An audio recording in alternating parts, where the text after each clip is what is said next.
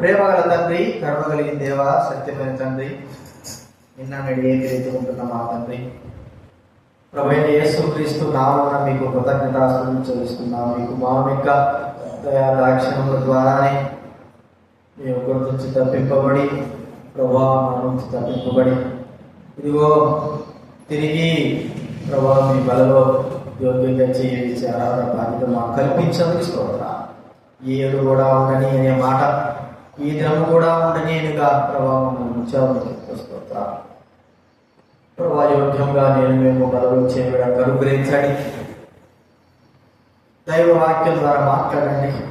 మా హృదయములు ప్రభావంలోనే మా హృదయాలను దైవ వాక్యములకు ప్రభావ నువ్వుడుగా అనుగ్రహించవలసి మనం చూస్తుంటున్నాం. సహాయం చేయండి ప్రభా. అందరం కూడా చెల్లిస్తూ కృతజ్ఞత చెల్లిస్తూ ఆరాధించి ఘనపరచడానికి సహాయం చేసినందుకు స్తుతులు చెల్లిస్తూ యేసు ప్రభువు నామమున ప్రార్థించి వచ్చున్నాము తండ్రి. మనలో ప్రవేశింపబడుతూ లూకా రాసిన సువార్త 22వ అధ్యాయం. లూకా రాసిన సువార్త 22వ అధ్యాయం 16 నుంచి 20వ వచనం వరకు మార్చి చదువుకుందాం. లూకా రాసిన సువార్త 22వ అధ్యాయము 16వ వచనం నుంచి 20వ వచనం వరకు మార్చి చదువుకుందాం. మనం కూడా 2వ వచనం 2వ వచనం. లూకా రాసిన సువార్త 22వ అధ్యాయం 16 నుంచి 20 వరకు. అది దేవుని రాజ్యంలో నెరవేరు వరకు ఇక ఎన్నడనో దాని గ్రహింపని మీతో చెప్పుచున్నాను వారితో చెప్పి,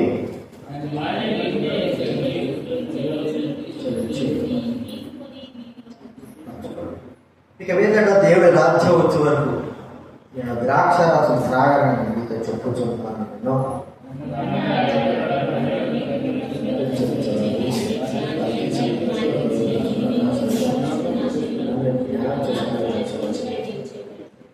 ఆ ప్రకారంగా భోజనం తర్వాత ఆయన గిన్నె పట్టుకొని, ఈ గిన్నె మీ కొరకు చిందింపబడుచున్న రక్తం వలన క్రొత్త నిబంధన.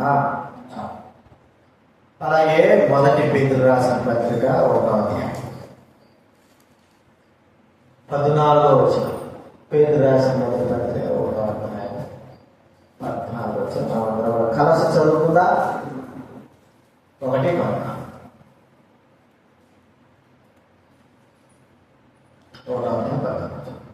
నేను పరిశుద్ధుడనై ఉన్నాను కనుక మీరును పరిశుద్ధులై వ్రాయబడి ఉన్నారు. అంటే దేవుడు పరిశుద్ధుడు, మనం కూడా పరిశుద్ధుడు. అందుకే ప్రభు అన్నాడు కదా, ప్రతి మనుషులు తను పరీక్షించుకొని రక్తంలో కడగబడి పరిశుద్ధులుగా చేయబడిన తర్వాత ఆ యొక్క మనలో చేయడానికి అంత బాధ్యత ఎవరికైనా కావచ్చు. నాకైనా, మీకైనా, ఎంత పెద్ద గొప్పవారికైనా ఒకే ఒక రూల్, అది అందరికీ ఒకటే వర్తించేది. ఎంతటి వ్యక్తి అయినా సరే తను పరీక్షించుకోవాలి. ఎంత గొప్ప భక్తుడైనా పరీక్షించుకోవాలి. ఎంత గొప్ప అధికారి అయినా పరీక్షించుకోవాలి. దేశాన్ని ఏలేటువంటి వ్యక్తులైనా సరే పరీక్షించుకోవాల్సిందే. పరీక్షించుకోకుండా అజ్ఞానంగా, మూర్ఖంగా మనం ఎప్పుడైతే చేస్తామో బలలో పాల్గొంటాము, మనకే నష్టం. అందుకే అన్నాడు కొరింథీ రాసిన పత్రిక 1వ అధ్యాయం చూసాము, అది మీలో అనేకులు బలహీనులు రోగులైనారు. ఎందుకు? పరీక్షించుకోకుండా చేయవేసిన దాన్ని బట్టే రోగము, బలహీనులు. అంటే ఇది దేనికి సంబంధించిందంటే ఆత్మ సంబంధమైనదిగా ఆ బలహీనత, రోగం మనం చూస్తాం. ఇప్పుడు మనం చూస్తుంటే మరి దైవ గ్రంథంలో వాక్యంలో యెహోషువ, అది జకర్యా గ్రంథం 3వ అధ్యాయం మనం ఇస్తే మనం తెలుసుకున్నాము. ఆరాధన చూసాం కదా, జకర్యా గ్రంథం 3వ అధ్యాయం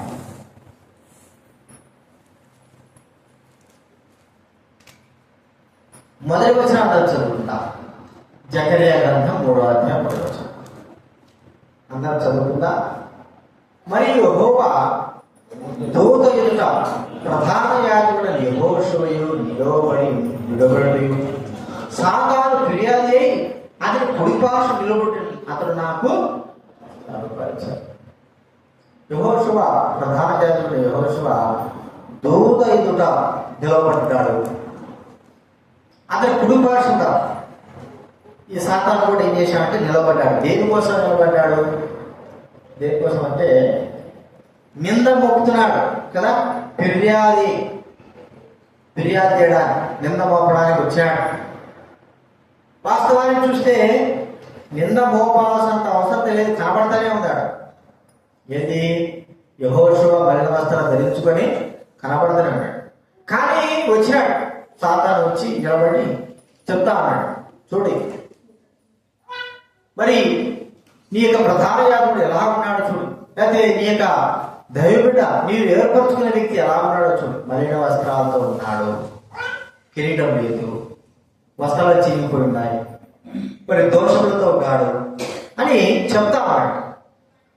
చెప్తా ఉన్నప్పుడు వాళ్ళ దూత ఎదుట నిలబడినటువంటి వ్యక్తులుగా మనం నిలబడుతున్నాం. అయితే వాస్తవానికి మనం మీద సాతాను మోపే ప్రతి నేరము కూడా నిజము, రుజువు అనేది వాస్తవం. కేవలము యేసుక్రీస్తు వారికి రక్తం చేత కడగబడి పరిశుద్ధపరచబడుతున్నామే కానీ సాతాను మన మీద నేరం మోపి అన్ని విషయాలు నేరం మోపి అన్ని కూడా రైట్, కరెక్టే. ఎందుకంటే మనం మానవంగా బలహీనంగా దారి తప్పిన వారంగా, మరి దేవుడికి అవిధేయంగా మన జీవితాలు ఉన్నాయి. కాబట్టి సాతాను మన మీద నేరం మోపడం గొప్ప విషయం కాదు. అయితే దైవబిడ్డగా మనము తిరిగి ఒకప్పుడు రక్షింపబడకపోయినప్పుడు మనం అలా ఉన్నాం. రక్షింపబడిన తర్వాత కూడా మన ఎదుట సాతాను నిలబడి ఫిర్యాదు మనపై వేలెత్తి చూపించినప్పుడు మన స్థితి ఏమిటి? మన పరిస్థితి ఏమిటి? దేవుడి నామానికి మన ద్వారా ఎలాంటి ఘనత కలుగుతాం? దేవుడి నామానికి మన ద్వారా ఎలాంటి, లేకపోతే ఆయన నామానికి అవమానం కలుగుతా ఉందా? ఒకసారి మనం పరీక్షించుకోవాలి. ఎందుకంటే ప్రతి మనుషులు పరీక్షించుకోవాలా. సాతాను నిలబడి కూడా అంటాడు, చూడండి భక్తుడు బల తీసుకుంటున్నాడు, ఈ మోసం చేశాడు, ఇలా బూతులు మాట్లాడు, ఇలా అన్నాడు, అలా అన్నాడు, లేకపోతే ఇలాగ తన జీవితంలో మరి ఎన్నో విధాలుగా దారి తప్పినాడు. ఇవన్నీ రుజువయ్యేప్పటికీ నీ దగ్గర క్షమాపణ పొందాడా? లేకపోతే క్షమించాడే, నువ్వు క్షమించావు తన రోజులు నెమ్మది పొందాడా? కనబడతా ఉంది, బలిన వస్త్రాలు అలాగే ఉన్నాయి, తన జీవితం అలాగే ఉంది. అయితే ఇలాగనే ఉన్న వ్యక్తి ఇలాగ చేస్తే ఈ నామానికి ఏమి అవమానము అని మరి ప్రేమిన వాళ్ళ సాతాను నిలబడేవాడుగా ఉన్నా. ఒకటి మనం గుర్తించాలా, సాతాను డైరెక్ట్గా దేవుని ఏమనలేడు కదండి. దేవుని అనడానికి తనకు ఎంత మాత్రం ధైర్యము లేదు, ఒక మాట కూడా అనడానికి. అయితే సాతాను యొక్క కార్యం ఏంటంటే ఆయన దేవుని చేత సృజింపబడిన మనుషుల ద్వారానే దేవుని నామానికి అవమానం కలిగేటట్టుగా వాడు చేస్తాడు. కారణం ఏంటంటే దేవుడి చేత సృజింపబడిన మన ద్వారా దేవుని నామానికి అవమానం కాదు. ఎందుకంటే నీ బిడ్డలు వేరుపరుచుకున్నావా కదా, నీవే పుట్టించినావు కదా, మీరే రక్షించినావు కదా, మరి చూడు నీ బిడ్డలు ఎలా ఉన్నారు. యెహోషువను నిలబెట్టి ఫిర్యాదు ఏదైతే చూపించి మన అపరాధం నుండి చూపించి నిలబెట్టినప్పుడు మనము కూడా యెహోషువ వారి తల దించుకునే వారంగానే ఉంటున్నాము. ఒకసారి మనం గమనిద్దాము. ఇప్పుడు ప్రభు ఎదుట మనము ఎలాగ నిలబడుతున్నాం, ఏ విధానం నిలబడుతున్నాం? ధైర్యంగా నిలబడి మన యొక్క పాపములకు అపరాధ మాట మీద చూద్దాము. 1 యోహాను రాసిన పత్రిక 3వ అధ్యాయం. ఈ మాట బట్టి మనము దేవుని ఎదుట ధైర్యంగా ఉండగలిగేటువంటి అర్హత మనం తెచ్చుకోవాలి. 3వ అధ్యాయము 21 వచ్చింది చదవండి. 20 నుంచి 3వ అధ్యాయం 20 నుంచి. దేవుడు మన హృదయం కంటే అనుకుడే గనుక మన హృదయం ఏ విషయములలో మాయందు ఆయా విషయములలో ఆయన సమ్మతి పరచుకుందాము. ప్రియులారా, మన హృదయం మన యందు దోషారోపణ చేయని ఎడలా ధైర్యం గలవారము. దోషారోపణ చెయ్యకపోతే ధైర్యం. మరి మన హృదయము మన పైన ఏం చేస్తుంది? దోషారోపణ చేస్తాం. మన హృదయమే కాదు, అపవాది కూడా మన మీద దోషారోపణ చేసేవాడుగా ఉంటాడు. మనకు తెలుసు, యోబు గ్రంథంలో మనం చూసినట్టుగా మరి యోబు ఎలాగైనా సరే యోబు పైన నింద, యోబు పైన దోషము మోపాల, ఎలాగైనా సరే యోబును చిన్న మాటతోనైనా సరే పాపము జరిగించి ఆ దేవుని నామానికి అవమానం తీసుకురావాలని సకల ప్రయత్నాలు చేయడానికి కొరకై దేవుని సన్నిధిలోకి ప్రవేశించున్నాడు సైతాను అపవాది. మరి దేవుడు కూడా సమాజం చెప్పాడు ఏమనంటే, నా భక్తుడైన యోబు నువ్వు చూచావా. మనుషులతో కాదు చెప్పిన మాట, ఎవరితో చెప్తున్నాడంటే చూడండి, యోబు గ్రంథం 1వ అధ్యాయం మనకు తెలిసిన భాగాలు. యోబు గ్రంథం 1వ అధ్యాయం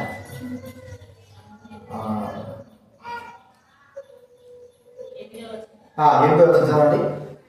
అందుకు యెహోవా ఆలోచించితివా, న్యాయవంతుడై దేవుని యందు భయభక్తులు చెడుతనమును విసర్జించినవాడు భూమి మీద అతని వాడెవడు లేడు. చూడండి, ఆలోచించావా. మళ్ళా రెండోసారి కూడా దేవుడు అపవాది మాట 2వ అధ్యాయం 3వ వచనంలో, 2వ అధ్యాయం 3వ వచనంలో, అందుకు యెహోవా నీవు నా సేవకుడు యోబు సంగతి ఆలోచించితివా, అతను యథార్థవంతుడును న్యాయవంతుడునై దేవుని భయభక్తులు కలిగి చెడుతలను విసర్జించేవాడు భూమి మీద అతని వాడు లేడు. నిష్కారణముగా అతని పాడు చెడును ప్రేరేపించినను అతడు ఇంకను తన యథార్థతను నిష్కారణంగా. దేవుడు 2 సార్లు అపవాది ఎదుట మరి యోబు గురించి చెప్పే సాక్ష్యం ఏమంటే, ఆలోచించినావా, చూసినావా, ఎంతో మంది చూసినా నువ్వు నాటకాలు అప్పుడప్పుడు సైతాన్ అంటారు, ఎంత మంది చూసినా మనం అంటాం, నేను కూడా దేవుడు నిలిచి ఉంటాను, భక్తులుగా ఉంటారు, అట్లా ఉంటారు, ఇట్లుంటాను అని అంటాను. సైతాన్ అంటది, ఎవరంటే చెప్పండి, నేను ఎంతో మందిని చూసినా, నువ్వు నిరగాక మనం పుట్టినావు, నేను ఎప్పటి నుంచి ఉన్నాను చెప్పు. భూమి పునాది వేసినప్పటి నుంచి భూమి మీద ఉండా, అంతకుముందు నుంచి నేను ఎక్కడుండా, దేవుడి దగ్గర ఉండా. భూమిలో నన్ను పడవేసినప్పుడు మరి ఆదాము మొదలుకొని అవ్వ మొదలుకొని నీ వరకు కూడా ఎంత మందిని చూసినాను, నేను ఎంతో మందిని చూసినా అంటాడు కదా. ఇప్పుడు నిజంగానే దేవుడు ఒకవేళ ఆ సాక్ష్యము యోబు గురించి ఎంత దృఢమైన సాక్ష్యం, ఒకవేళ యోబుతో చెప్పాడు, యోబు నేను గురించి నేను మంచి చెప్తాను, నువ్వు జాగ్రత్తగా ఉండు, జాగ్రత్తగా ప్రవర్తించు, నాకు మచ్చ తీసుకురావాకు, నీ గురించి నేను రికమెండేషన్ చేస్తాను, నాకు చూడు మా వాడు ఎక్కడ చూసుకో ఒకసారి అని నేను సాతానికే చెప్తున్నాను అని చెప్పలే. సాతాను డైరెక్ట్ అన్నాడు, ఆలోచించు, యోగు ఎక్కడ చూసుకో. చూడండి, మన గురించి ఒకవేళ దేవుడు ఇలాంటి సాక్ష్యం ఇవ్వగలడా? ఇవ్వడానికి ఆ ప్రభువైన దేవుడు మరి మన గురించి చెప్పడానికి ఇష్టపడతాడా? యోబు గురించి చెప్పడానికి ఇష్టపడ్డాడంటే, యోబు దేవుని యొక్క మరి బరువు అంటే దేవుని యొక్క ఘనతను కాపాడిన వాడు తన జీవితం ద్వారా, అంటే తన ద్వారా దేవునికి మహిమ తీసుకురావడానికే తన జీవితం అంతా ఉంది. ఎక్కడ కూడా తన జీవితంలో దేవునికి అవమానము కలిగించకోకుండా జీవించినాడు. కాబట్టి దేవుడు ధైర్యంగా చెప్పగలుగుతున్నాడు ఏమని, సాధారణ చూడుకో ఒకసారి నా భక్తుడిని. ఏమిటి అలాగా జీవించగలిగిన యోగు విషయంలో కూడా గమనిస్తే, మనము కూడా అలా ఉండగలిగితే దేవుడు కూడా ఒక దినాన మన గురించి చెప్పవచ్చేమో, ఒక దినాన మన గురించి చెప్పవచ్చేమో. ప్రియమైన వాటిన సాతాను ప్రతి వ్యక్తి విషయమై ఫిర్యాదు చేయడానికి సిద్ధంగా ఉన్నాడు. మన యొక్క ప్రవర్తన జీవితాన్ని గుర్తించిన వాడుగా, ఎందుకంటే మన జీవితం ద్వారా దేవుడికి అవమానం కలగాలనేది వాడి ఆశ. వాడు ఏమీ చేయలేడు, కానీ మన ద్వారా దేవునికి దేవునామానికి అవమానం కలగాలి. అందుకే మన విషయమే శ్రద్ధ వహించిన వాడుగా ఉంటున్నాడు సాతాను. ఏమైనా వాళ్ళరా, ఇప్పుడు మనము సాతాను మాటలకి మరి లొంగిపోకుండా ధైర్యంగా యోగు వలె జీవించాలి అంటే, యోగులాగా దేవుడు మన గురించి కూడా సాక్ష్యం ఇవ్వాలంటే మనం ఎలాగ జీవించాలి, ఎలాగ ఉంది మన జీవితం. ఇక్కడ మనకి ప్రభు చెప్పాడు కదా, అవమానం కదా. ప్రభు చెప్పిన మాట మనం చూద్దాం. 8వ వచనం చూడండి. అందుకు యెహోవా, నీవు నా సేవకుడని యోబు సంగతి ఆలోచించితివా? అతడు యథార్థవర్తనుడు. అంటే తన జీవితంలో ఉన్నది ఉన్నట్లుగా జీవించేవాడు, లేనిది ఉన్నట్లుగా జీవించడం కాదు, ఉన్నది ఉన్నట్లుగా. ప్రేమైన వాటినా అబద్ధంలో కప్పిపుచ్చి అంతైనా మనం ఎన్ని సంవత్సరాలైనా జీవించవచ్చు, కానీ యథార్థంగా జీవించాలంటే చాలా కష్టమే. అయితే దేవుని యొక్క దృష్టి ఏమిటంటే యథార్థత మీదనే కదా ఆయన తన దృష్టి ఉంచినాడు. చూడండి, ఒక మాట ఉంది ద్వితీయోపదేశ కాలంలో 18వ అధ్యాయం. ద్వితీయోపదేశ కాలం 18వ అధ్యాయము 13వ వచనంలో ఉండాలన్నా. ద్వితీయోపదేశ కాలం 18-13. యథార్థ పరుడవై ఉండవలను. చాలకి ఇర్మియా గ్రంథం 5వ అధ్యాయం 3వ వచనం. చాలా చక్కటి మాట చూడండి. ఇర్మియా గ్రంథం 5వ అధ్యాయం 3వ వచనం చదవండి. యెహోవా, యథార్థత మీదనే కదా నీవు దృష్టించి ఉన్నావు. యథార్థత మీదనే కదా. యోబు యథార్థవంతుడు. ప్రియమైన వారులారా, తన జీవితంలో ఎన్నో రీతులుగా ఎన్నో విధాలుగా యథార్థతను కోల్పోయే సందర్భాలు ఎన్నో వచ్చినాయి. అయినా కూడా ఉన్నది ఉన్నట్లుగా జీవించడానికి ఇష్టపడిన వాడు యథార్థమైనట్టు. ఎందుకంటే దేవుని దృష్టిలో తాను యథార్థంగా ఉండాలా. లోక విషయమై ఏదో పై కంటికి కనబడినట్టుగా కాదు. దేవుని దృష్టిలో తాను యథార్థమైనటువంటి జీవితం కలిగి ఉండాలి. అది యథార్థత అనేది అర్థం ఏంటంటే భక్తి. ప్రేమైన వారంగా యథార్థమైగా భక్తి కలిగిన వారంగా లోకంలో మనం జీవిస్తా ఉన్నామా? ఇది నాన్న యథార్థవంతులను దేవుడు పరలోకం నుండి ఏం చేస్తున్నాడంటాడు, ఆయన చూస్తా ఉన్నాడు. ఎందుకు? అలాంటి వారు కావాలి ఆయనకు. ఎలాంటి వారు కావాలి? యథార్థవంతులే ఆయనకు కావాలి. చూడండి, దినవృత్తాంతాల గ్రంథం 2వ దినవృత్తాంతాల గ్రంథం 16-9 చదవండి. 2వ దినవృత్తాంతాల గ్రంథం 16-9 చదవండి.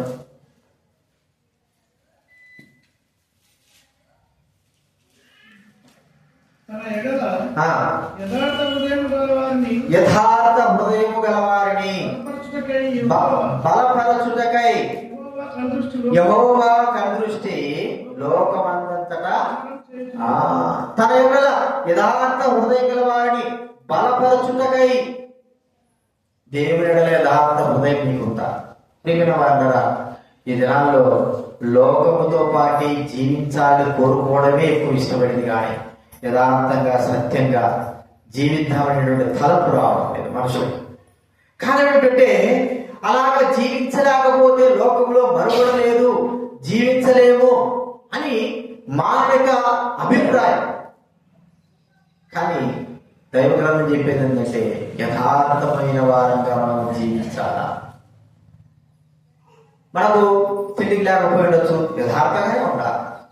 ఆస్తి లేకపోయి ఉండొచ్చు, యథార్థంగానే ఉండాలి. చదువు లేకపోయి ఉండొచ్చు, యథార్థంగానే ఉండాలి. అనగా మన జీవితంలో సత్యముగా జీవించాలి. ఉన్నట్లుగా మన జీవితము అలాగా నిరూపించాలి. ఏమి ఉన్నా లేకపోయినా అట్లాంటి వారు కావాలి. ఈ దినాల్లో అంతా ఎట్లాంటే కలుషితమైన వారుగా ఉన్నారు. ఎవరు యథార్థవంతులు, ఎవరు సత్యవంతులు అర్థం కాని పరిస్థితి ఏర్పడతాము. ఏదైనా పదవి వేస్తున్నాను. ప్రభు యోగుని గురించి ఇచ్చిన సాక్ష్యము, యోగుని గురించి అంత గొప్పగా ఇవ్వడానికి గల సాక్ష్యము తన జీవితంలో ఉన్న యథార్థమైనటువంటి జీవితమే. అదే ప్రాముఖ్యమైనది. అదే లేకపోతే దేవుడు యోగుని గురించి చెప్పేవాడు కాదేమో. ఎందుకంటే యథార్థత మీద ఆయన దృష్టి ఉంది. అలాంటి వారు కావాలని ఆయన చూస్తున్నాడు. అలాంటి వారే ఆయనకి ఇష్టము. అందుకే అన్నాడు, నేను మరణము వరకు నా యథార్థత నేను విడిచిపెట్టరు. చూడండి ఆ మాట మీద యోగు గ్రంథంలో మానవుడి నేను మరణం వరకు నా యథార్థత నేను విడిచిపెట్టాడు.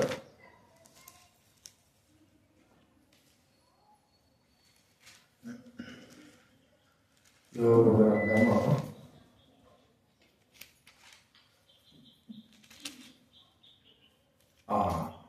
27వ అధ్యాయము 5వ చదవండి. యోగు గ్రంథం 27వ అధ్యాయం 27:5. మీరు చెప్పుకున్నది న్యాయమని నేను ఎంత మాత్రం ఒప్పుగాను, మరణమగు వరకు నేనెంత మాత్రమును యథార్థతను విడువను. మరణమగు వరకు, చనిపోయేంత వరకు నేను ఎంత మాత్రం కూడా యథార్థతను విడువను. వాళ్ళరా, ఇది యోగు జీవితంలో మరి యథార్థమైనటువంటి జీవితం.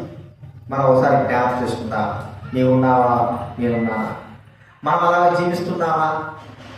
యోగు గురించి దేవుడు ఇచ్చిన సాక్ష్యంలో యోగు యథార్థంగా ఉన్నాడు, చివరి వరకు కూడా ఉన్నాడు. ఒకసారి ఉండి ఒకసారి బాగుండి మరోసారి బాగలేడు. అట్లాగా ఆయన యోగు పూర్వ దినాలు ఎలా ఉన్నాడు, తనకు కష్టం వచ్చినప్పుడు కూడా అలాగే జీవించాడు. అలాగే ఒకవేళ భౌతిక సంబంధంగా తన యొక్క ఆస్తులు పోయి ఉండొచ్చు, తన వస్త్రాలు పోయి ఉండొచ్చు, కానీ తన హృదయంలో దేవుని పట్ల ఉన్నటువంటి యథార్థమైన జీవితము ఏకరీతిగానే ఉంది అని మనం గుర్తించాలి. అది ప్రాముఖ్యమే. అలాగే మనం ఎప్పుడైతే జీవించగలుగుతామో ప్రభు ఈ ఒక్క విషయమైనా సరే సాతాను ఎదురు చెప్పగలడు, నా భక్తుడు యథార్థంగా ఉన్నాడు, అంతవరకే చెప్పగలడు. మరి అలాంటి సాక్ష్యము పోతారు ప్రేమ వాళ్ళ. లేకపోతే యెహోషువ వలె మలిన వస్త్రాలు ధరించుకొని తలదించుకొని నిజంగానే లేను, సాతాను చెప్పే ప్రతి మాటకి తలదించుకునే ఉండాలి. కారణం ఏంటండి, అవన్నీ కూడా సత్యము. ఇవి ఏం చెప్పగలం? అలాగా ప్రభు నామానికి మన ద్వారా ఎంత అవమానమో ఒక్కసారి గుర్తించాలి. కాబట్టి యథార్థమైన జీవితం మనకు చాలా అవసరం. ఉన్నట్లుగా జీవించాలి. ఈ లోకంలో సాతాను ఎందుకు ప్రజల విషయమై ప్రజలను పెడదోలు తీసుకుంటే యథార్థతలో లేకోకుండా ప్రజలు చేయాలి.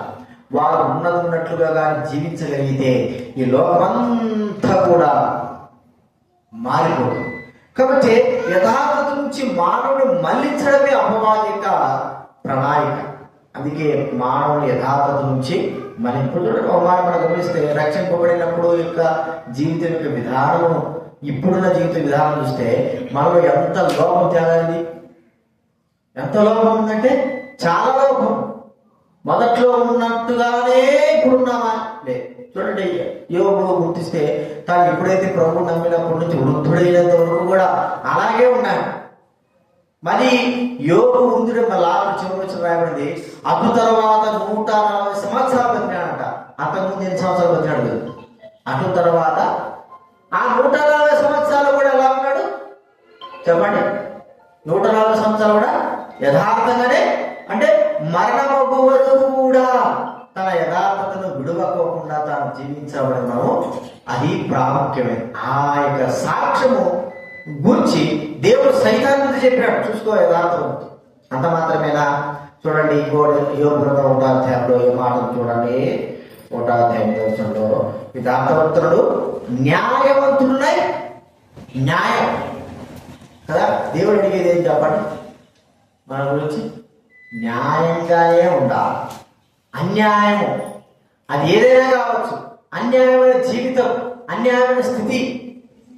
ప్రేమైన వాళ్ళ మనం ఇతరుల గురించి న్యాయం చెప్తారు, మనం మాత్రం ఏం చేస్తాం చెప్పండి? అన్యాయమే చేస్తాం. ఇతరుల గురించి మనం ఏం చెప్తాం?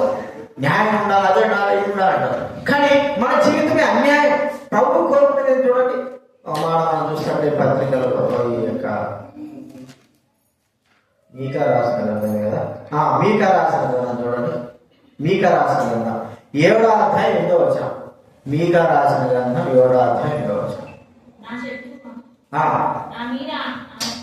క్షమించాలి 6వ అధ్యాయం 7వ వచనం. 6వ అధ్యాయం 8వ వచనం. 6వ అధ్యాయం 8వ వచనం. మీకా 6 మనుషుడా ఏది ఉత్తమమో అది నీకు తెలియజేయబడి ఉన్నది. న్యాయముగా నడుచుకోవడం ఏంటంటే న్యాయంగా నడుచుకోవడం, అన్యాయంగా కాదు, న్యాయముగా. అన్యాయం మనకు తెలుసు, న్యాయం ఉంటే అన్యాయం మనకు తెలుసు. ఈ లోకంలో మరి కోర్టులో కావచ్చు, పోలీస్ స్టేషన్లో కావచ్చు, లేకపోతే ఆ పలు విధాలైనటువంటి ఎక్కడైనా సరే పంచాయతీల్లో కావచ్చు, ఎక్కడ కూడా న్యాయం అనేది లేదు.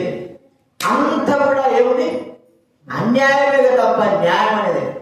మరి లోకంలో ఉండొచ్చేమో కానీ దైవముడిలో మనలో ఏముండాలి చెప్పండి, న్యాయం ఉండాలి.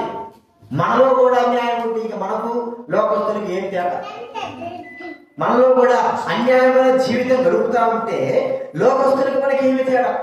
దేవుడు అన్నాడు, ఏమన్నాడు? మనుషుడా, ఏ ఉత్తమమో నీకు తెలియబడినది న్యాయముగా నడుచుకోవడం. చాలా మంది అంటారు, ఈ లోకంలో న్యాయం నడుచుకుంటే పనిచేస్తుందా? పనిచేస్తుందా? న్యాయం నడుచుకుంటే ఇప్పుడు పెళ్లిలో పోతుంటాము, పెళ్లిలో పోయేప్పుడు అందరూ బఫే ప్లేట్లు పెట్టుకుంటారు. బఫే ప్లేట్ పెట్టి వరుసగా లైన్ ఉంటారు. లైన్ ఎక్కతాయి లైన్లు, పెద్ద పెళ్లికి పోతే 100 మంది 200 మంది ఉంటారు కదా. న్యాయంగా నడుచుకుంటే ఏమొస్తుంది నీకు చెప్పండి? ఆకలి ఉపయోగడానికి ఏ పొక్క పెరగదు కదా, నీకు ఏ పొక్క. అన్యాయంగా నడుచుకుంటే ఫుల్గా తినచ్చు కదా. అన్యాయంగా నడుచుకుంటే ఏం చేయొచ్చు? ఎక్కడ సందులో గుద్దులో పోయేది, ఒకరికి ప్లేట్ పట్టుకుంటే ఇక్కడికి రానేది, దగ్గరకు వచ్చారు కదా. ఏమవుతారు? చాలా మంది మనకి తెలిసే ఉంటుంది. ఆ లైన్లో పోయి న్యాయంగా నడుచుకుంటే, న్యాయం నిలబడినా అనుకో మనం పోయే అన్నం కూడా పోతుంది. అదే అన్యాయంగా పోతే అన్ని తినచ్చు, కానీ తిన్నది అన్యాయంగా పోయిన వాడు మనకు అడగడు. ఇది ఒకటే కాదు, న్యాయమైనటువంటి జీవితం నడిచే ప్రవర్తనలో మనం ప్రతి దాంట్లో కూడా న్యాయంగా నడిస్తే మనకి ఏమి రాదు. కానీ దాంట్లోనే మనం ఎప్పుడైతే నడుస్తామో ఖచ్చితంగా మనం విజయం పొందుతాం. కానీ మనం నడవడం లేదు. అన్యాయం అన్యాయం, అన్ని విషయాలు అన్యాయం. లోకం ఎట్లాగైతే అన్యాయంగా ఉంటుందో మనం కూడా అన్యాయంగానే నడుస్తున్నాం, అన్యాయంగానే జీవిస్తున్నాం, అన్యాయంగా నివసిస్తుంటున్నాం, అన్యాయంగా మన జీవితం అంతా కూడా గడుపుతా ఉన్నాం. ప్రియమైన వారులారా, లోకస్తులకి మనకు తేడా ఎక్కువ. యథార్థత దేవుడు చూస్తున్నాడు, ఒక న్యాయం చూస్తున్నాడు. ఎందుకు దేవుడు యోగుడు ఆలోచించావా సైతానా అంటున్నాడు. ఆలోచించావా నువ్వు? నా భక్తుడున్నాడు చూసినావా? మన గురించి చెప్పగలడా? నువ్వు యథార్థంగా మనం ఉంటే ఖచ్చితంగా మనం చెప్పగలడు. మనము న్యాయంగా జీవిస్తే ఖచ్చితంగా మనం గురించి చెప్పగలడు. సాతాను సిగ్గుపడగలడు. మనం అలా లేకపోతున్నాం. లేకపోవడంగా ఒకటి. రెండోదిగా మనము ధైర్యంగా చేతి మనం బలలో కూడా ఏం చేస్తున్నాము? పాల్గొంటున్నాం. బలలో పాల్గొందినంత మాత్రం మనకి ఏమి రాదు. కానీ దేవుని ఎదుట మనము ఎలాగ జీవిస్తున్నామనేది మనకు తెలిసినప్పటికీ కూడా మన ప్రవర్తన మార్చుకోకపోతే మనలో ఎంతో నష్టమో. ఆత్మ సంబంధమైన ప్రతి వ్యక్తి జీవితంలో నష్టాన్ని అనుభవించాలి. కాబట్టి యోగు గురించి దేవుడు చెప్పిన సాక్ష్యం యథార్థంగా ఉన్నాడు, అలాంటి వారు కావాలి. అందుకే అన్నాడు, ఇటు ఆరాధించేవారు కావచ్చు, జీవించేవారు కావచ్చు, ఆత్మతో సత్యంతో ఆరాధించేవారు, ఆత్మతో సత్యంతో అలాంటి వారు, యథార్థంగా జీవించేవారు అలాంటి వారు కావాలని చూస్తున్నాడు. ఆయన దృష్టి గుర్తుపెట్టుకోండి, ప్రతి ఒక్కరి మీద ఆయన దృష్టి ఉంది. ఎందుకు ఉంది అంటే ఎట్లా జీవిస్తున్నాడు. మనం ఇతరుల మీద దృష్టి పెడతాడు, వాడుతున్నాడు, ఆడెత్తాడు, ఆ దృష్టి మనకు ఎక్కువ అయిపోయింది. కానీ మన మీదున్న దేవుడి దృష్టి ఏమిటి? ప్రేమ వాళ్ళరా, మనం ఇతరుల మీద దృష్టి పెట్టినంత మాత్రం మనకు శూన్యం. మన పైన దేవుడు దృష్టి ఉన్నప్పుడు దేవుడు మనల్ని ఎలాగ చూస్తున్నాడు, ఎలాగ కనబడుతుంటున్నా, ఎలాగ జీవిస్తుంటున్నా అనేది మనం ఒకసారి గుర్తించగలిగితే మన జీవితాన్ని బాగుపరుచుకోవచ్చు, యోగ్యంగా మనం బాగా చేయవచ్చు. అంత మాత్రమేనా? చూడండి, ఇంకోటి ఏమని చెప్తున్నాడు దేవుడు యోగు గురించి చెప్పిన మాటల్లో. బైబిల్ తీయాలి, 1వ అధ్యాయము, యోగు గ్రంథం 1వ అధ్యాయంలో 8వ వచనం చదవండి. ఆలోచించితివా? యథార్థవర్తనుడును న్యాయవంతుడునై దేవుని భయభక్తులు కలిగి. దేవుని దేవుడున్నాడంటే అయ్యో దేవుడు అంటేనే భయం. కొంతమందికి దేవుడు లేదు, ఏం లేదు, భయం లేదు, ఏం లేదు.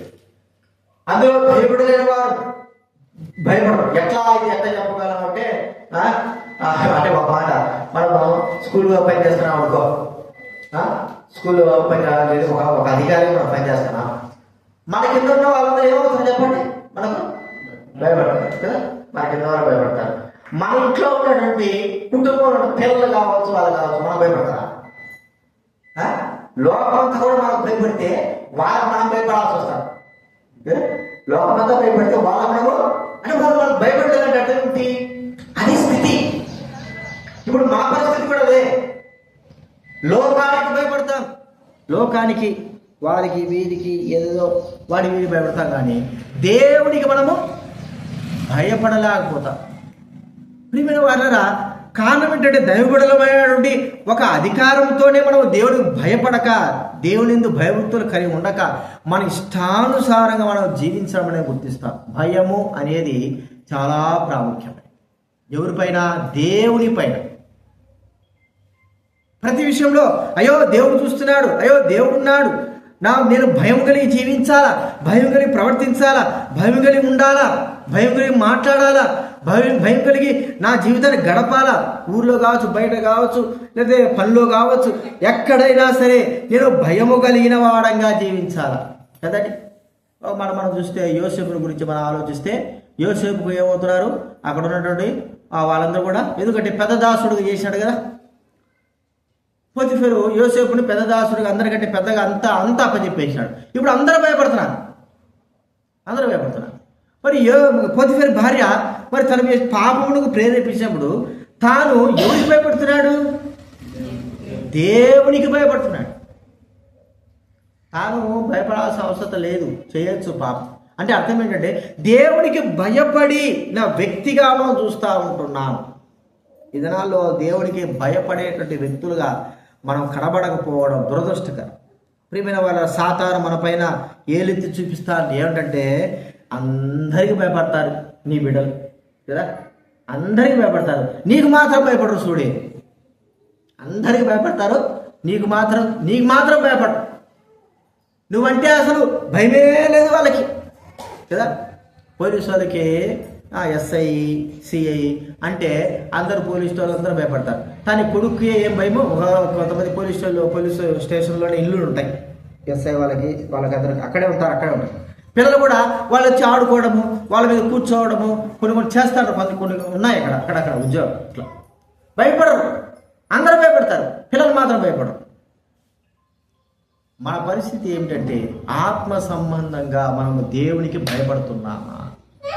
భయం లేకపోవడం ద్వారా ఏమైపోతామంటే విచ్చలవిడిగా మనం జీవించి మన ఇష్ట ప్రకారంగా జీవిస్తాం. చూడండి, మరి ఆ యొక్క తప్పిపోయిన కుమారుడు తండ్రి అంటే భయమేమే లేదు. లోకంతో పాటు తిరిగినాడు, వాళ్ళ మాటలు చెప్పినాడు, కనుక్కున్నాడు, నాయన నాకు వచ్చే బాగా నాకు ఇచ్చాయి అన్నాడు. అరే తండ్రి యొక్క భయం ఉండింటే లోకం మాట వింటాడా? తండ్రి దగ్గరే ఉండేవాడు. ఏమైపోయింది? అంతా తీసుకున్నాడు, వెళ్ళిపోయాడు. నేను ఏం భయపడేది చాలామంది అంటారు, స్నేహితులు కూడా వాళ్ళు ప్రేరేపిస్తుంటారు. ఏందిరా మీ నాన్నకి భయపడేది, ఏందిరా మీ అమ్మకు భయపడేది, మీ అన్నలకు భయపడేది ఏందిరా, వాళ్ళకు భయపడేది ఏందిరా అంట చెప్పిన వాళ్ళు. అప్పుడప్పుడు మా అమ్మమ్మ చెప్పేది, భయం మనం ఏం చేస్తుందంట, బతికిస్తుందిరా అని. భయం మనల్ని, దేవుని భయభక్తులు మన జీవితానికి చూడండి. సామెత గ్రంథంలో చాలా వరకు కూడా యెహోవా యందు భయభక్తులు జీవము, యెహోవా యందు భయభక్తులు తెలివి, యెహోవా యందు భయభక్తులు మరి ఆయుష్ను ఇచ్చేది, యెహోవా యందు భయభక్తులు మరి అన్ని విధాలుగా జీవంతో కూడుకునేది. ఇన్ని భయభక్తుల్లో ఎన్ని ఆశీర్వాదాలు ఆగినా చెప్పండి. భయం లేకపోవడం ద్వారానే మనం నష్టము తెచ్చుకుంటాం. అంటే దేవుని ఎడల భయభక్తులు లేకపోవడం. మనకు బాగా తెలుసు, సంఖ్యాకాండంలో లేవికాండంలో ఒకడు ఏం చేశాడు, దేవుని నామాన్ని ఏం చేశాడు, భయం లేకుండా దూషించాడు. వాడు ఎంత ధైర్యం చెప్పండి, వాడు దేవుని నామం దూషించాడు. అరే దేవుని నామం ఎంత భయము కలిగి ఉండాలా, ఎంత భక్తి కలిగి ఉండాలా, ఆ నామం పలకడానికే మనం అర్హత లేదే. అలాంటి వాడు ఏం చేశాడు, దూషించాడు. వానికి సాగు ఉండాలి, చంపుతారు, రాళ్ళతో కొడతారనే భయం ఉంటే వాడు ఏం చేయవాళ్ళు? దేవుడు నాకు దూషిస్తాడా? దూషించదు. వాడు ఏమనుకున్నాడో యెహోవా నామమును దూషించేలే కలా వాడు పట్టుకొచ్చారు. ఇంకా భయం పుట్టుకునేది దేవుడు. అదే ముందే నోరు గమ్మున ఉంటే రాళ్ళతో కొట్టి చంపబడే పరిస్థితి కదా. ఆ కార్యములు చూసిన వాళ్ళందరూ కూడా ఏమైనారంటే దేవుని నామానికి ఏమైనారు? భయము కలిగిన వారుగా. అయితే ఒక్కోసారి మనం ఎందుకు భయభక్తులు కలిగి ఉండలేకపోతున్నామంటే మనము చేసిన తప్పులకు శిక్షగా మరి శిక్ష పడడం లేదు కాబట్టే మనము భయం లేకోకుండా జీవిస్తున్నామని మనం గుర్తించుకోవాలి. ఆ మాట ఉంది కదా, ప్రసంగి గ్రంథంలో మాట చూడండి. ప్రసంగి 8వ అధ్యాయం 11వ వచనం. 8:11 ప్రసంగి 8:11 చదవండి.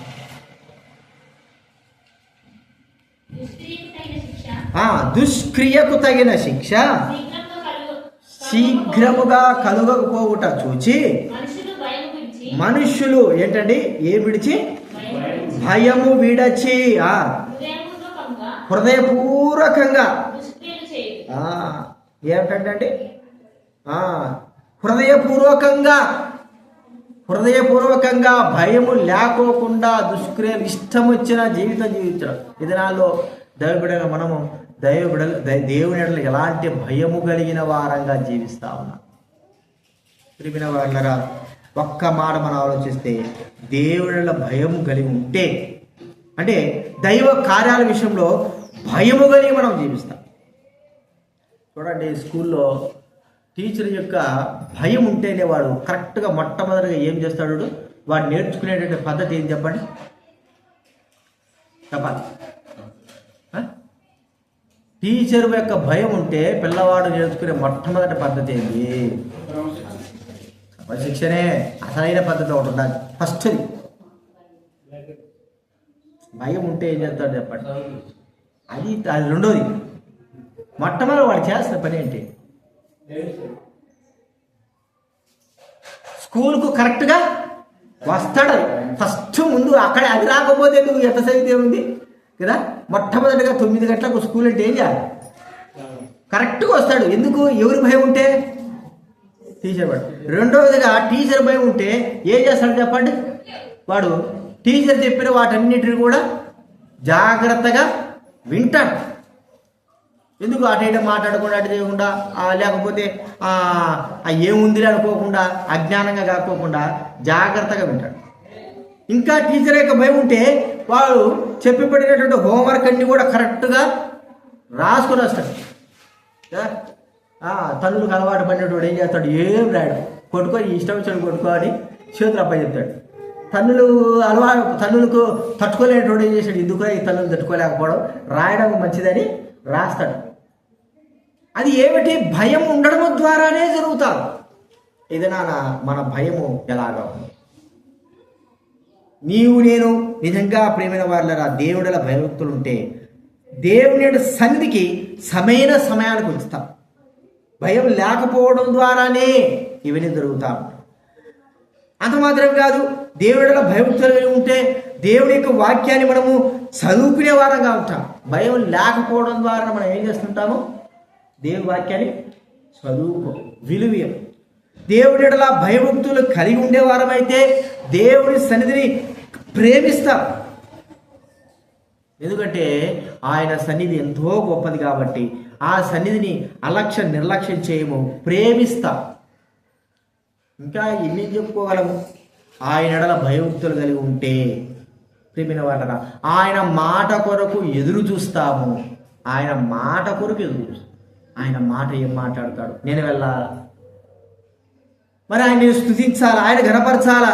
ఆయన నేను స్తుతించకపోతే గణపరచకపోతే ఎంతటి అవమానం, లేకపోతే నాకెంతగా మరి భయం లేకుండా జీవిస్తున్నానో అనేటువంటి తలంపు మానవ హృదయంలో కలుగుతుంది భయభక్తులు లేకపోతే.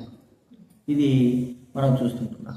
కాబట్టి ప్రియమైన వాళ్ళారా, మనసును కఠినం చేసుకోకుండా భయభక్తులు కలిగి ఉన్నామా? మీ సామెతల గ్రంథం చదివితే ఎంత భయభక్తుల్లో ఉన్నటువంటి ఎన్నో అద్భుతమైన మాటలు.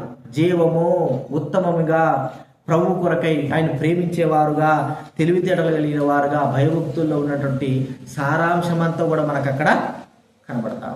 అందుకే యోబు జీవితం చూస్తే భయము కలిగిన వాడు.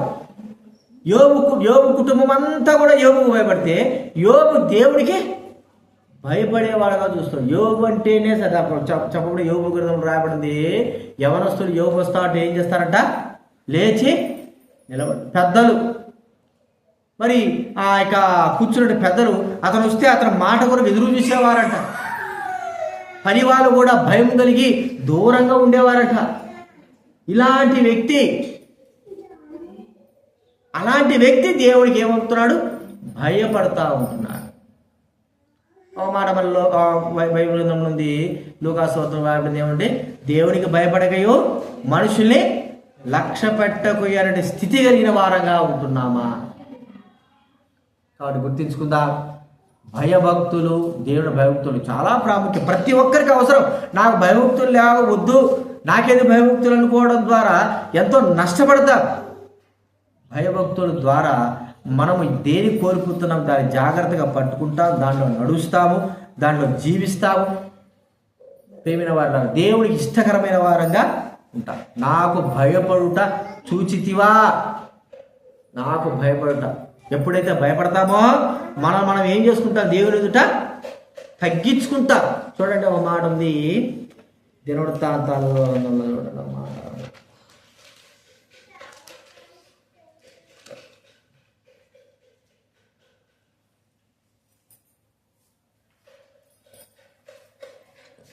ముప్పై 33వ అధ్యాయం, 2వ దినవృత్తాంతాలు 33వ అధ్యాయం.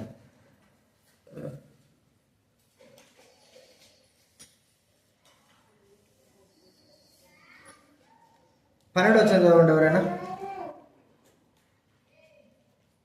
2వ దినవృత్తాంతాలు 33:12 చదవండి.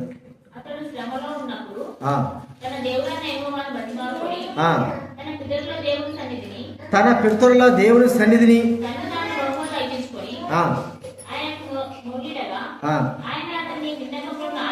విన్నపలు ఆలకించి వచ్చినప్పుడు మనషే తెలుసుకునేడు యెహోవా దేవుడై ఉన్నాడని. మనషే అంటే ఎంత భయము కలిగిన వాడుగా ఉన్నాడు ఆ సమయంలో. ప్రియమైన వారు, తన జీవితం ఒకప్పుడు ఎలా ఉండేదంటే అంత దౌర్భాగ్య స్థితిలో ఉండేది. కానీ ఇప్పుడు తను తగ్గించుకున్నాడు, భయపడిపోయినాడు, భయభక్తులు కలిగిన వాడుగా ఉంటున్నాడు. అలాంటి వాడి యొక్క జీవితాన్ని మనం ఒకసారి గుర్తిస్తుంటున్నాం. కాబట్టి ప్రియమైన వాళ్ళ భయం ఉందా? చివరిగా ఇంకొక మాట మనం చూసినాం కదా, ఏంది యోబు గ్రంథంలో, భయము కలిగి తర్వాత చెడుతనమును విసర్జించిన వాడు. చెడుతనం, సకల దుర్నీతి, పాపం, చిన్న చిన్న చెడుతనాలన్నీ కూడా, దేవుడికి ఆయాసకరమైన చెడుతనాలు కూడా విసర్జించే వారంగా ఉన్నామా? ప్రియమైన వాళ్ళరా, దేవుని బిడ్డలమైన మనము చెడుతనాన్ని విసర్జించలేకపోతా ఉంటాం. చెడుగు కలిగిన జీవితంగా బూతులు మాట్లాడడం, ఇష్టం వచ్చిన మాట్లాడడం, లేకపోతే పాపమును జరిగించడం, రహస్యంగా పాపం జరిగించడం, చెడు క్రియలు జరిగించడం, ఇవన్నీ కూడా చెడుతనంతో కూడుకున్నవి. అంటే దేవునికి హేయమైనవి అని మనం గుర్తించాలి. ఈ హేయమైన క్రియలను మనం ఏం చేయాలా? విసర్జించి. ఎందుకంటే మనుషులు చూసేది కాదు, ఇది మనుషులు చూస్తున్నారని భయపడడం కాదు. ఈ చెడుతనం యొక్క క్రియలు దేవుడు చూస్తున్నాడు. ఈ చెడుతనమును మనం చేయడం ద్వారా, అందుకే అంటాడు యోసేపు, దేవుని దృష్టికి నేను ఇంత ఘోర పాపమును ఎలాగ నేను చేయగలను? చెడుతనం అది ఏదైనా కావచ్చు, దాన్ని విసర్జించడం అనేది మనం గుర్తించుకోవాలి. చూడండి, మన శరీరంలో ఉన్న ప్రతి అవయవం ఏం చేస్తుంది చెప్పండి? చెడుగును విసర్జిస్తుంది కదా. కన్నులు చూసుకుంటే కన్నులు ఏం చేస్తుంది? కంట్లో నీరు నుంచి ఏదంతా పుసులన్నీ కూడా తీసేస్తాం. నోరు ఉందనుకోండి, నోట్లో ఉన్నదంటే ఉదయాన్నే లేయంగానే ఏం చేస్తాము? గలగ కావచ్చు, అన్నీ కూడా మనం ఏం చేస్తాం? ఊసేస్తాం, విసర్జిస్తాం. ఇప్పుడు చర్మం ఉంది కదా, చర్మం ఏం చేస్తాం? మనలో ఉన్నటువంటి ఆ చెడుగు, ఆ యొక్క నీటిని కూడా చర్మం ద్వారా బయటికి వస్తుంది. యూరిన్ విషయంలో కావచ్చు, మోషన్స్ విషయంలో కావచ్చు, ఏదైనా సరే చెడుగును మన శరీరం ఎలాగైతే విడిచిపెడుతుందో మనం కూడా చెడుగుకు ఏం కావాలా? దూరమైపోయి విసర్జించాలి. కాబట్టి గుర్తించుకుందాం, ఇలాంటి క్రియలు మనం చేయగలిగితే ఇలాగ ప్రభు కొరకై యోబు వలె జీవించగలిగింది. దేవుడు కూడా ధైర్యంగా చెప్పగలడు సాతానుతో, సాతానా చూడి నా బిడ్డలు, చూడి ఈ వ్యక్తిని చూడి, ఇదిగో ఈ వ్యక్తిని చూడి, యోబు వలె ఈ వ్యక్తి ఎలా ఉన్నాడు చూడి. ప్రియమైన వారిలాగా అలాగా ఆయన చెప్పగలడు. మన గురించి ధైర్యంగా సాక్ష్యం, మన గురించి ఏమి ఇవ్వగలడు చెప్పు. నాకు భయపడడం లేదు, చెడు విసర్జించడం లేదు, నేనంటే నా దైవ సన్నిధి అంటే లెక్క లేకుండా ఉండాలి కదా. ఇంకేమంటాడు, యథార్థంగా ఉండడు, ఏదో లోకంలో అటు ఇటు ఉన్నట్టుగా ఉంటాడు. ఇవన్నీ చెప్పగలడా? ఇవన్నీ చెప్పేది ఎవరు చెప్పండి మన గురించి? దేవుడు ఏదైనా సత్యంగా ఉంటేనే చెప్తాడు, సత్యంగా లేకపోతే మన గురించి ఆయన ఏది ఈ విషయంలో సాక్ష్యమో చెప్ప. కాబట్టి ఇవన్నింటిని గురించి సాతాని చెప్తుంది, సాతాని ఫిర్యాదు చేస్తుంది, సాతాని మన గురించి సాక్ష్యం ఇస్తుంది. ఇట్ట చూస్తాడు, అట్ట చూస్తాడు, చూడి ఇట్టున్నాడు అట్టున్నాడు, చూడి ఇలా ఉన్నాడు అలా ఉన్నాడు, చూడి నువ్వు చూడి. ఒకవేళ నువ్వు అనుకుంటున్నావేమో ప్రభు నీ బిడ్డ అనుకోని, ఇదిగో ఇలాగ చూడట్టున్నాడు, ఎలాగ జీవిస్తున్నాడు చూడి, అక్రమంగా జీవిస్తున్నాడు చూడి, యథార్థంగా లేదు చూడి, న్యాయంగా లేకుండా ఉన్నాడు చూడి, చూడు ప్రభు నువ్వే చూడి, నీ నామం పెట్టుకున్నాడు బలలో పాలు పొందుతారు మీ బిడ్డలైన వారు, చూడు ఒకసారి. ప్రియమైన వారిలరా, ఎలాగ ఉన్నప్పటికీ మనకు దేవుని ఎదుట క్షమాపణ అనేది ఉంది. మనం క్షమాపణ కోరుకోవాలి. ప్రభా నన్ను క్షమించు, నీ ఇలాగ ఉండలేకపోయినాను, యోగులే నన్ను గురించి ఒకవేళ నువ్వు సాక్షి ఇవ్వాలంటే ఏమి ఇవ్వగలవు ప్రభా? నన్ను గురించి సాక్షి చెప్పుకోవడానికి నాలో ఏ కార్యం ఉంది? ఏమి చెప్పుకోగలము? మంచిని గురించి చెప్పుకోగలనా? చెడు గురించి చెప్పుకోగలనా? ఏమి చెబితే నా గురించి సాక్ష్యం చెల్లుతుంది ప్రభా? ప్రియమైన వాళ్ళరా, మన గురించి మనం మంచి అంత చెప్పుకునేంత మాత్రాన ఏమి కాదు. ఎందుకంటే సాతాను మన ఎదుట ఉండేవాడుగా ఉన్నాడు. మన జీవిత క్రియలన్నీ వాడికి తెలుసు. దేవుడు కూడా మన ఎదుటిన్నాడు. మనం ఎలాగ మన జీవిత క్రియలని ఆయనకి తెలుసు. మనం తప్పించుకోలేం. దైవబిడ్డలైనంత మాత్రాన పరీక్షించుకోకుండా, మన జీవితాన్ని క్రమపరచుకోకుండా, సరి చేసుకోకుండా బలలో చేయడం ద్వారా నష్టము పొందే వారంగా ఉంటాము. క్షమాపణ కోరుకుందాం. మనకు దేవుడు క్షమాపణ అనేది ఇచ్చాడు. ఆ క్షమాపణ కలిగిన వారుగా ఉండి మనము ఇలాగ జీవించగలిగితే ప్రభు సంతోషిస్తాడు. ఆయన సంతోషం కలిగి మనల గురించి సాక్ష్యం ఇవ్వగలిగేటువంటి స్థాయి మనకు అనిపించవచ్చు. దేవజన భక్సింగ్ గారి గురించి మరి ఏం సాక్ష్యం, ఎంత గొప్ప సాక్ష్యం చెప్తారు. ఇతర మినిస్ట్రీ వాళ్ళు కూడా ఆయన గురించి ఏం చేస్తున్నారు? సాక్ష్యం చెప్తున్నారు. వేరే సహవాసం వాళ్ళు కూడా సాక్ష్యం చెప్తున్నారు. సరే, ఏ లోపమైనా చూపిస్తున్నారంటే ఏ లోపం కూడా చూపించలేని వారుగా ఉన్నారు. సాక్ష్యం చెప్పగలరు. మన గురించి చెప్పగలరా? అదే మనము తెలుసుకోవాల్సిన విషయం. కాబట్టి గుర్తించుకొని క్షమాపణ కోరుకొని యోగ్యంగా బలలో చేవేసేదానికి మనకు ప్రభు సహాయము చేయాలి. ప్రార్థన చేసుకుందాము.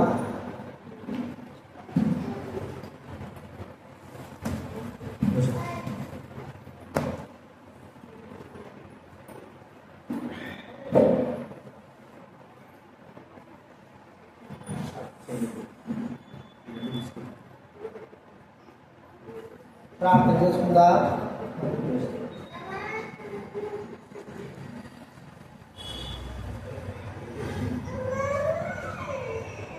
ప్రభు మనతో మాట్లాడుతున్నాడు.